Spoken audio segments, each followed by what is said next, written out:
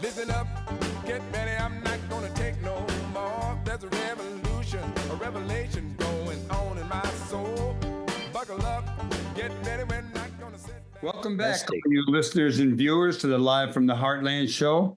I'm Michael James here in Chicago, up in the 49th Ward, and my next guest is someone who used to live around the corner in the 49th Ward for many years. He was a regular contributor to the radio show when we did it live from the stage at the Heartland. Then he disappeared to become a small farmer or rancher down there outside of Austin, Texas. And he got tired of that, so he went, where do you think he went? He went to Thailand, and he's been there. Where else are you going to go? Well, what led you to go to Thailand? Good morning, good afternoon. It's late at night where you are. Tell us about what led you to Thailand. Well, I had a couple of when my life in Austin sort of crumbled. Let's just leave it at that.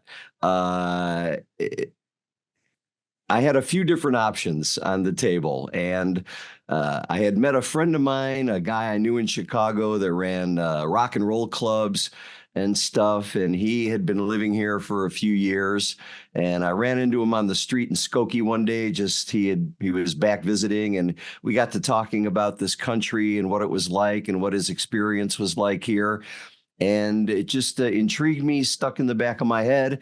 And so when it came time to make a move, I'm like, well, let's get a visa and go over there for I planned for a year.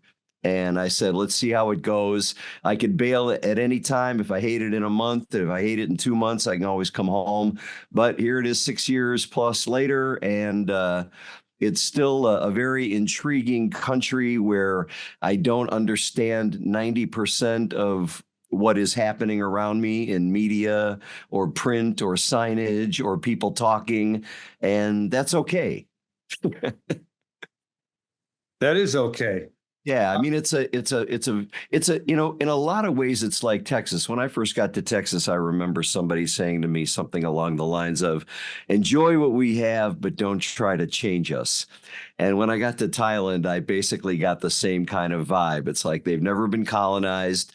They know what's good about the country. They know what's not so good.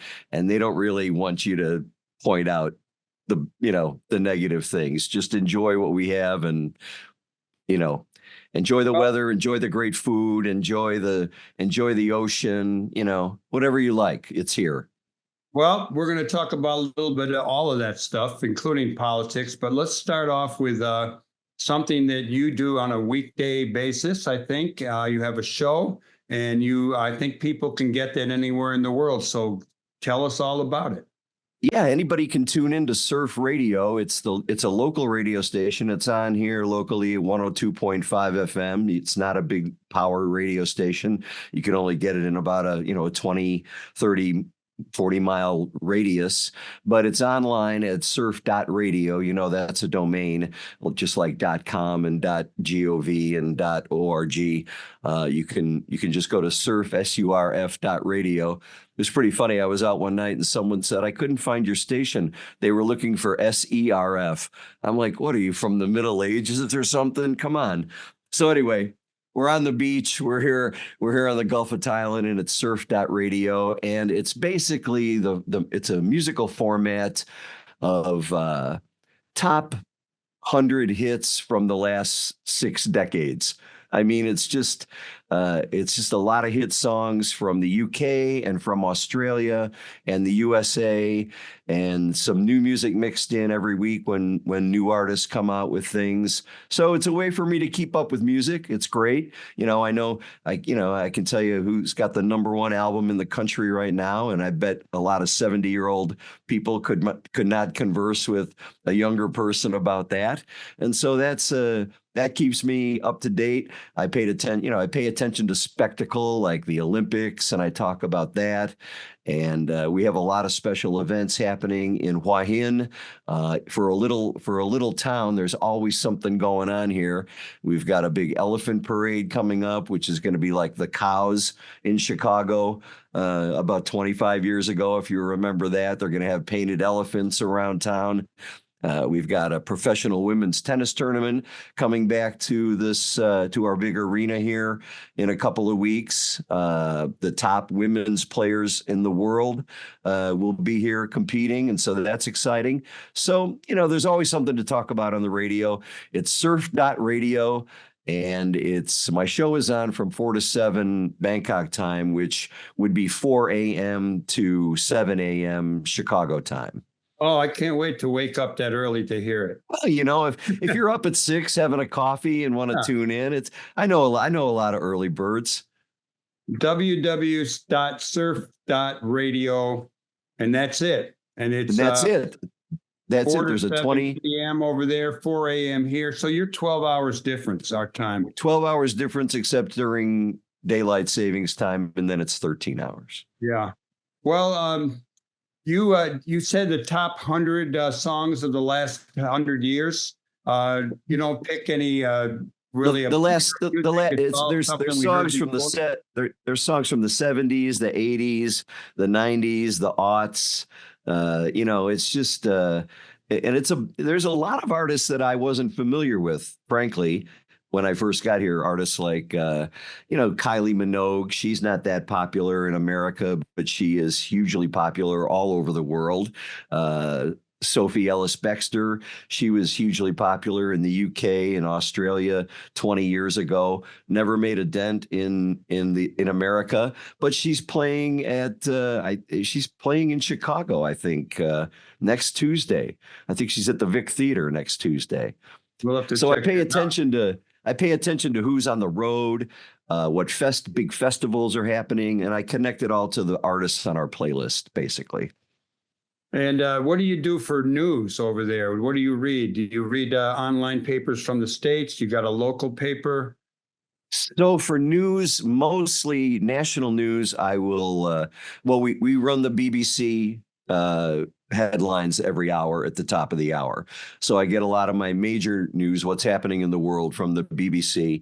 Then I read The Guardian, and I also read the Bangkok Post every day. I get on my bike in the morning, I go get an iced coffee, and I get the Bangkok Post. I pay for it in advance, because if I didn't, it would be sold out, because the newsstand there's only 2 newsstands that carry the paper in this whole town, and they only buy about 5 copies of the paper. So I give them 1,000 baht at the beginning of the month, and she saves me a paper every day. So. Oh, that's good. Well, one of the things that I remember about you is you like to play the guitar, and you did play out when you were here some of the time. And as an older guy with a rock and roll background, you play music over there. So let's hear a little bit about your current music career. Well, I get to talk about, and I wrote a book, Everything I Know I Learned from Rock Stars. It's published by a local Chicago publisher, Eckhart's Press, and it's still available. And I talk about that on the radio because all the artists that we play, I interviewed when you worked back in the 80s. Yeah. So that's pretty fun. Although I did get a message from a listener one day saying, if Bill mentions his memoir one more time, I'm going to scream. So I've had to back off that a little bit. But so when I met my friend Terry Fox on the street that day, one of the things he said is, you can come and play as much music here as you want. There's all kinds of expats. There's Thais. They're playing Western music.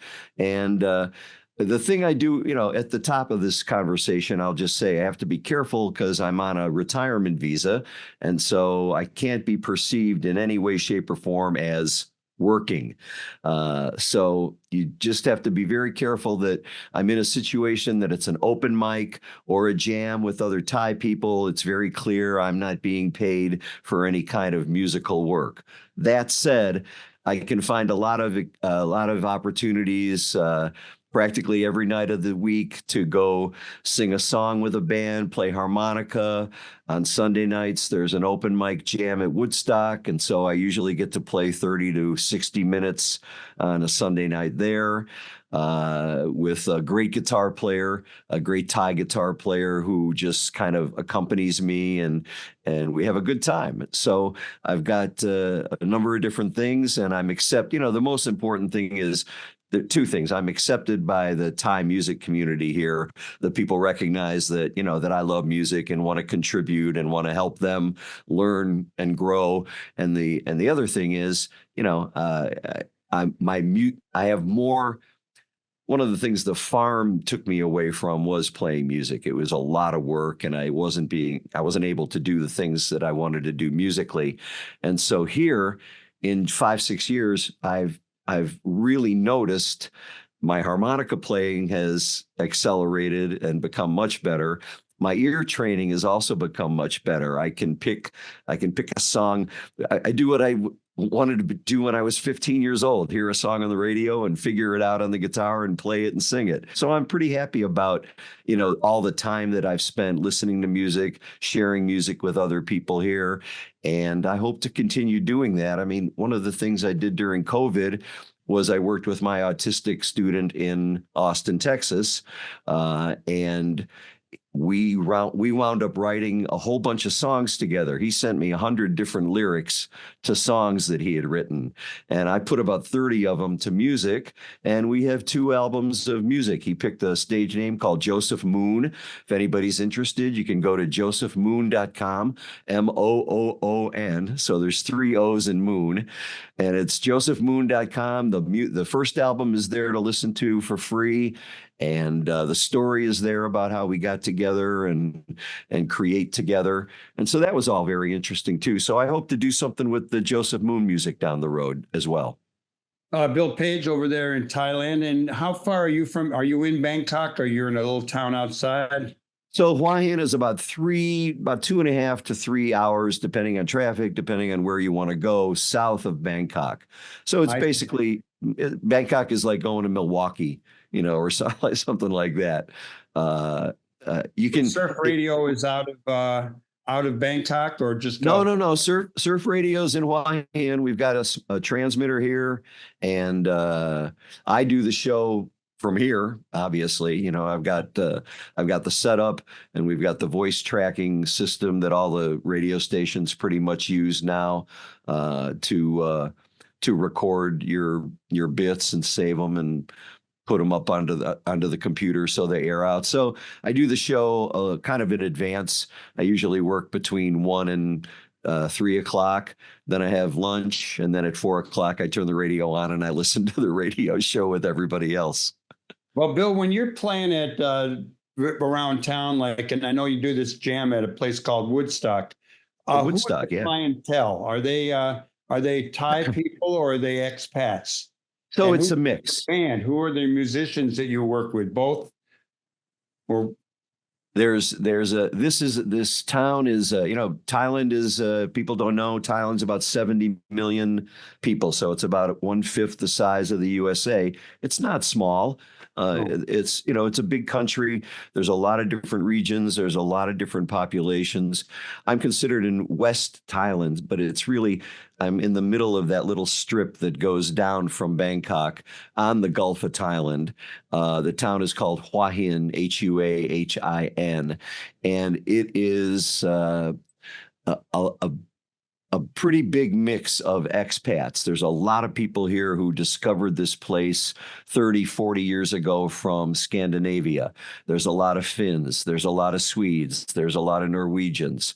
And then there's a lot of Brits. There's a lot of Australians. There's more and more Russians are coming for obvious reasons.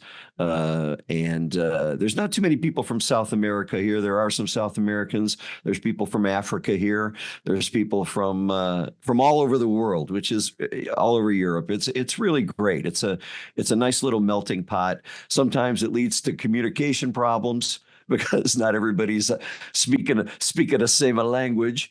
But so we've got Swedish guitar players. We've got German singers. We've got Russian harmonica players.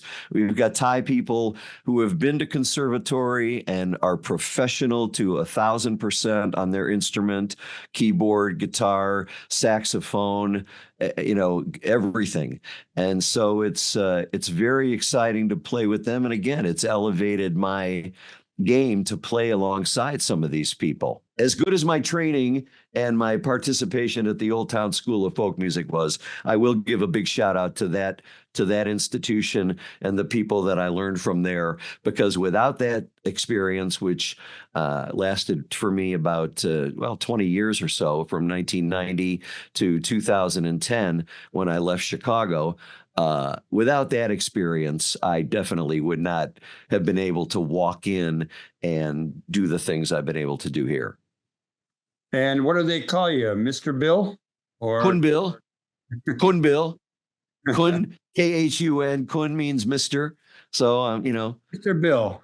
Kun Bill. I'm Mr. Bill. Yeah. Well, I don't know. I know you have to be careful about getting paid, but can you talk politics? Because that's what I'd like to know about. I could talk about politics, but again, it's hard to, with the recent rulings, the courts have solidified the notion without any doubt that this lèse majesté rule, which protects the monarchy in all shapes and forms, is sacrosanct, and any attempt to try to change it or modify it is going to be met with resistance and punitive action. So, and that's what brought down, we just had the election. The guy, Pitar, was handsome, young politician, but because he did some things in campaigning as part of the party, being critical of this law, suggesting that the law might need to be changed in the Constitution, he got kicked out. He can't practice politics for 10 years.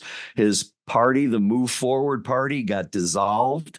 And that's when the Phú Thai Party was then installed. They put in a caretaker prime minister for about a year, this guy named Srita. And he was a big billionaire real estate guy. He owns Sansiri, which is one of the huge construction companies. And he did a really good job. He's a very well-spoken, great English, American educated, wanted to get things done. But again, hamstrung by the restrictions of the administrations that were before him. So now he just got kicked out for because he nominated some guy that had been to jail. Guy did his time, but he accidentally nominated this guy for a post in his cabinet that qualified him to be removed from his prime ministership. So that's how kind of tight the courts, the constitutional courts, that's kind of a picture of the tight rein they have on everything right now. And now the new prime minister for the last month or so, her nickname is Ung Ing. She is the daughter of Thaksin Shinawatra, who was in exile for 14 years and just got back to Thailand. He got kicked out in the junta because of things he said that he shouldn't have said against the monarchy and against lèse majesté. And so now he's back. Apparently all is forgiven, but all is not forgotten, because every meeting that he has with his daughter, and his sister, the daughter's aunt, also was prime minister for a while. So we got the family affair happening, and every meeting they have together, the critical media, and there is a little bit, is all about, hey, wait a minute, let's not have this guy that, calling the shots behind the scenes. It would be great if this young woman who's, very lovely and well-spoken, British educated, she went to the University of Surrey. I think she's got a degree in economics or business or something like that.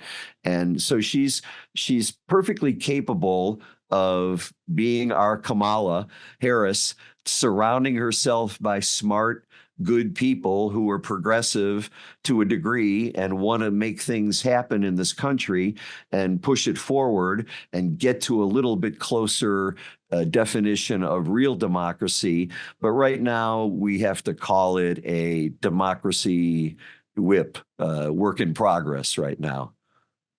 We got a ways to go, apparently. So what are Thailand's relationships with other countries surrounding them and in the global picture? How do they fit in? Yeah, well, again, they they consider themselves pretty independent, but there is a lot of import export. Obviously, China is important to Thailand, and to a degree, Thailand is important to all the countries in ASEAN because of various exports. A lot of fruit comes out of here, a lot of pineapple, a lot of processed pineapple, a lot of processed coconut, bananas, and a lot of rice, of course, number one. So there's a lot of trade. We've got Myanmar. That's a touchy situation on one border because the junta and the army is in control there, and human rights are taking a little bit of a hit right now. It's I have no idea how that situation is going to resolve. Obviously, it's not on the world stage like Gaza and the Ukraine, but it is a place where some bad things are happening and need to be addressed by the world community. And so I think Thailand's relationship with most of its neighbors is pretty healthy, and they try to keep it that way. Like I might have mentioned to you, they are focusing on these soft power initiatives, trying to get more tourism to come here and participate in the 5 Fs, the festivals, the food, the fashion, the film, and fighting, the Muay Thai boxing, which is growing in popularity around the world, and it's a lot of fun to watch. I'll be honest, I love to go to the Muay Thai matches every once in a while. They have them every week here at a couple different rings. Well, Bill, this has been great. I don't know if you can do this in about 10 seconds, but when you come back to Chicago, is there any Thai community or restaurants here that you recommend in Chicago? Wow, there is one, and I'm not going to be able to remember the name. There are many great Thai restaurants in Chicago, but there was one guy that I met here who owns a Thai restaurant, or a couple of them in Chicago, but it's a family name, and I'm blanking on the family name. My apologies. That's okay. We'll get it next time. You have a great time. You keep making music, keep cranking out your show on Surf Radio, and thanks a lot for staying in touch. And I miss you, but I got you right here. Miss you too, and miss a lot of things about Chicago, and I definitely value your friendship over the years. We all get to where we are with a little help from our friends, right?